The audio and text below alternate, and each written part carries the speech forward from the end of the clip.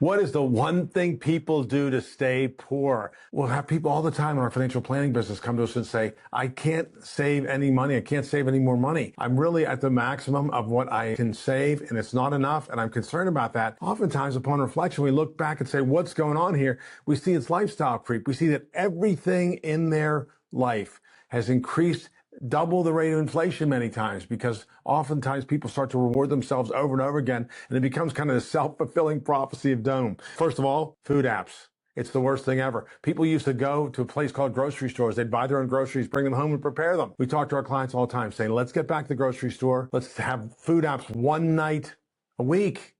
We're going to see savings of hundreds and hundreds of dollars a month. Children's sports have gone bananas. We see people spending, used to be 3% of their budget. Now they're spending 30% of their budget on children's sports. Golf's another one. As I said, I think I'd like a law to be passed that you can't play golf until you're 63. It destroys financial plans, especially as younger people become more excited about it. We have to make sure that we kind of dial that back and maybe say, how we play golf maybe once every 3 months, as opposed to joining a club and wasting all that money. Subscription services. People are subscribing to everything. Wine subscriptions, beer subscriptions, clothing subscriptions. We've even seen people with that. Nobody would buy 6 sweaters a year, but if we're getting a case every week, every month, a new beautiful sweater shows up, hey, this one's pretty good, I'll work in the rotation. Absolutely not. Let's worry. That's creep.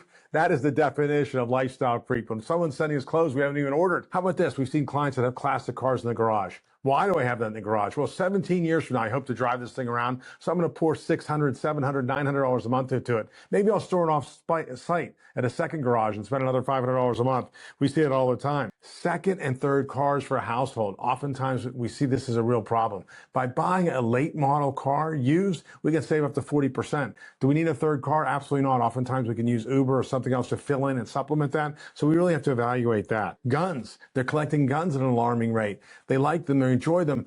Watches.